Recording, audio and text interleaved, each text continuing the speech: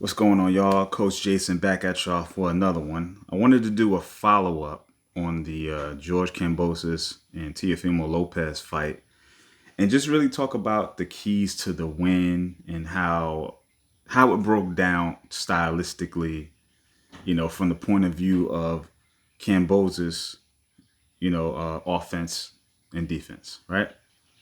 So here's what I saw. What started off, I got notes here, so if you see me looking down, that's what I'm doing.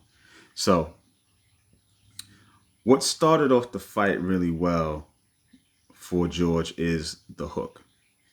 He used the jab and hook combination to really set up a good offense. It kept Tio kind of at bay. So, using the jab and the hook, he was landing the hook a lot. He landed it hard, and that was probably the best punch of besides the knockdown with the straight right and not straight right, overhand right.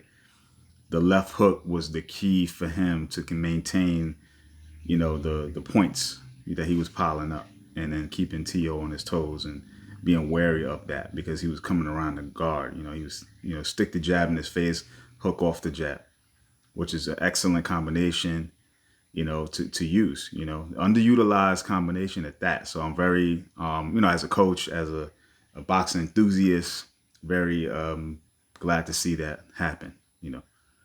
So that was number one. Another thing wasn't talked about a whole lot, but George's movement was really, really good. He did some key things in his movement that kept him safe for the most part. He didn't touch the ropes. So he never was cornered. Because you got to remember, Tio is a big puncher. He can be precise at times. He can be, aggressive at times. We've seen that in the first round, right? But if you don't let a puncher corner you and you use side to side movement, which Kambosos did, it doesn't give the puncher time to sit down on their punches to land the bigger shots, the more brutal shots. Not a lot of body shots were landed on George. He took some shots obviously throughout the fight, but it was nothing consistent by Tio, right? And I think that had a lot to do with because George never stayed in one spot for too long. He stood his ground, but at the same time, he didn't stay there being a sitting duck. He moved around, he changed his angles. And I think that was key. He side to side movement, and he made the combat space smaller. And I think people don't think that that's a good idea, but it is, especially if you know how to move within the smaller space. If you take the ring and it's, just say for instance, it's a 20-foot ring. If you fight within the 14 and 16 feet of the ring, you don't have, and you know how to fight that way, you'll never be able to be trapped. And George never got trapped. That was a key against a power puncher, a big puncher like Tio, is to never get trapped. He can't trap you. He can't hit you with the biggest shots. So that's one. That's another one. Not one, but another one. I said stayed off the ropes. I would say one thing I noticed though within the movement and the offensive exchanges, because he did stay in the pocket sometimes, George, and really try to fight fire with fire. His defense wasn't the greatest. So he probably needed to have a little bit more. People would like to say, don't use the earmuff defense. But sometimes those are the punches that guys are taking the most because everybody's using this kind of, hands down approach. And a lot of the shots he was taking was to the face. So if you had a little bit more, earmuff defense, it would have kept you safer. So that was, my observation on defense. Another good thing George did was he took the center of the ring a lot of times. So he did play Matador by letting Tio be the bull in the center.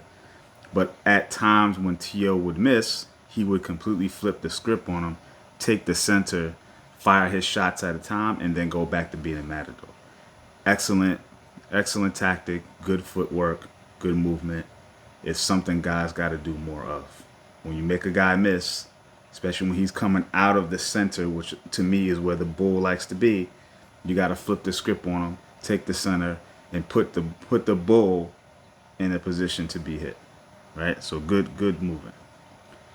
Good movement there. Another point, he stayed busy.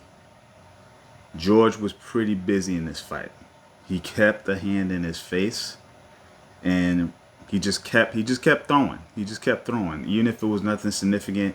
He just kept throwing until he got one off. You know what I'm saying? So he was just constantly throwing punches. He never let off the gas. He didn't wait. You know, he kind of like took an opportunity and made something happen within the time that he had. So that was good too. Another point, he punched in between Teo's punches.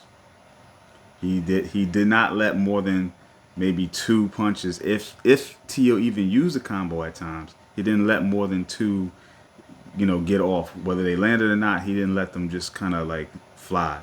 He took opportunities to punch in between and be in the exchange. And that is key. He was in the exchange with Teo. He didn't just let the situation just play out and then he would do what he would do. Because some people will do that. They'll let the guy get off 4, 5, 6 punches and then, all right, you got that off. All right, now it's my turn. He didn't wait his turn. He broke the rhythm.